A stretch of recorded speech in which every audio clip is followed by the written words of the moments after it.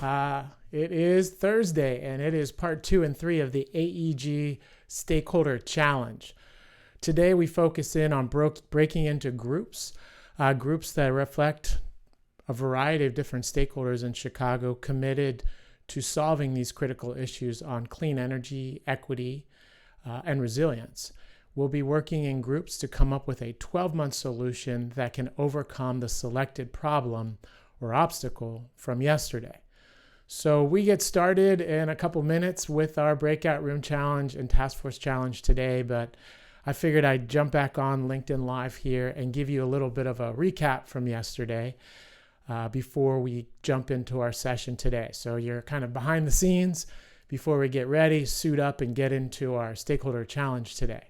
So this is really off the cuff, and not going to hold myself to expectations of perfection right now, but I did want to convey some things that have certainly stuck with me from our conversation yesterday.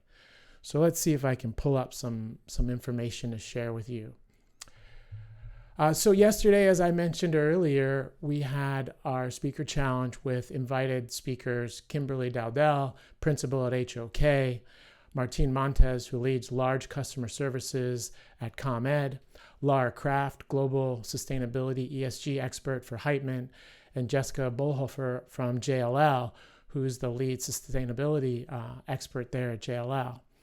It was a really thoughtful and insightful dialogue. You know, each of these speakers typically don't have to do these type of presentations where they focus in on an obstacle that they need to get help in overcoming. They each did a great job and brought different perspectives. And so the way it works, after they present their obstacles, the attendees have an opportunity to see each one of those obstacles on a screen. We use Slido, so special shout out to Slido for helping us with our stakeholder engagement. And then we do a series of upvotes and discussion to really push on those obstacles to find which one really resonates with us in terms of urgency and impact that we could rally around and deliver a real impact in 12 months. And a lot of you might ask, well, why 12 months? Well, if you look at the magnitude of the promises that we're making, which are very admirable and inspiring, they all are pretty much on crazy timelines. And we don't really operate naturally at the pace to deliver successfully on those promises. Just recently, Biden has committed to 50% greenhouse gas emission reduction within 10 years. Now, I've been doing stakeholder challenge work like this for over 5 years on a quarterly basis, really trying to be a catalyst for near-term action. And 5 years went by pretty quick. And I can tell you that to achieve this level of transformation we're committed to, we need to get on the field as cross-sector teams and up the level of urgency. We need to play like we're in the fourth quarter of the NBA Finals, of the Super Bowl, of the World Cup, and we just don't have that level of urgency or spirit yet collectively. And it's going to require all of us to bring our A game just to get to that level of commitment and emotion to this issue. So let me dig in with you a little bit on these different obstacles. First, what I'd like to do is just highlight the winning obstacle, which was really led by Jessica, or Jess from JLL. She's a senior director of global product management and sustainability consulting at JLL. JLL's global. They touch so many aspects of this issue, representing clients, representing buildings that they own and manage. So it was tremendous to get her perspective. And what she did that I felt was so compelling is she really pivoted the attention of the group to an issue that I don't think many of us really have given much importance to, which is embodied carbon. And the reason I feel that her obstacle statement really took the stage and the attention of so many of the participants is how well she conveyed the urgency of addressing this issue now and the magnitude of impact if we don't. Let me see if I can share my screen to one of the most important slides I felt that she presented. This doesn't have many words, but it really goes right to the point here. Embodied carbon is 90% of the carbon release from newly constructed buildings between 2015 and 2050. It'll total 90%. Building operations will only account for 10%. And once these buildings are built, it's there to stay. And so the pace in which we are constructing and not taking into account this issue is pretty dramatic. And when you think about that in terms of real issues and frontline impacts, it becomes important. In fact, when I woke up this morning, I was still thinking about this issue. And now when I look at a city with its, magnificent sky rises and large buildings, I feel like I'm really looking at the underside of a glacier or an iceberg now. That's what we have to be worried about. Humanity is on a course to hit this underside of this iceberg and really cause tremendous damage and loss of life and suffering.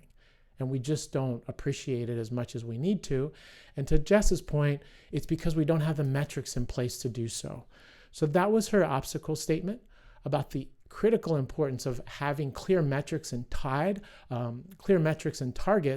that relate to embodied carbon, which reminded me of the presentation that Fernando Arias did from Clark Construction. They're the second largest construction company in the United States, who talked about this issue as well. So interesting to see the thread developing here on a warning call to embodied carbon. What you'll notice, though, by her problem statement that I put up here is that it has also components about local equitable health outcomes. So how do we tie the importance of this issue to local health outcomes? And that was really a contribution made by Kim Dowdell of HOK, who pointed out that in Chicago, in the city alone, there's a 30-year life expectancy delta from one set of communities to another. Namely, those communities of color and privileged communities, there's a 30-year life expectancy difference. And that's all tied to environmental vulnerabilities and threats that are unfairly attacking these communities, often due to things simply not in any one of their control, that they are just having to live with and suffer through. So how do we tie our commitments to decarbonization and these very complex terms to the health and well-being of families, of children, of grandchildren, of grandparents? We just don't do a good enough job at doing that.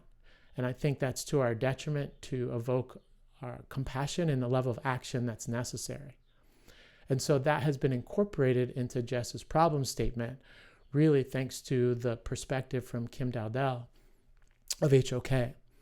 The other aspect to this problem statement that was added by the other speaker challengers was Laura Kraft, really ESG expert from Heitman, is the issue regarding operational carbon and how it relates to the importance of a truly clean energy power grid. These large organizations and companies like Heitman and Nuveen and others who are leading the way on commitments on net zero or net zero carbon standards for their properties, that can go only as far as the grid that they're plugging into. And while you can go to retail energy providers with options that can provide you options for carbon-free retail energy purchases, ultimately it comes back to how well is our grid set up to transition to be a carbon-free grid? How well is it set up to embrace better interconnections of renewable energy into the grid? And that was great to hear Martine from ComEd talk about how much ComEd wants to be a partner and expanding the level of ability for interconnections to spur more renewable energy generation on the mix into the power generation grid. And in Chicago particularly, there's this issue around CEJA, the Clean Energy Jobs Act, which is really trying to push the needle to support greater renewable energy generation in the greater Illinois, Chicago area, and how important it is to pass that legislation. That came up as something that many are hopeful will get done so we can move forward and to create this infrastructure necessary to meet the level of interest and commitments of major players like Heitman and Nuveen. So that's why the part here on, if you read the problem statement or obstacle statement, it's the lack of clear metrics and targets tied to local health outcomes to reduce embodied carbon and net zero operational carbon supported by 100% clean grid. So that's what we're going to jump in only 3 minutes. So I got to get suited up and into the room, but wanted to share that obstacle statement with you. I welcome your ideas on how would you approach leading the charge on delivering a real 12-month solution to this obstacle. And I hope to see you with us in Boston, May 19th and 20th, where we'll have our stakeholder challenge in Boston, focused on buildings and construction, with an outstanding lineup of speakers ready to roll up their sleeves and inspire us to action. Thanks and have a great day.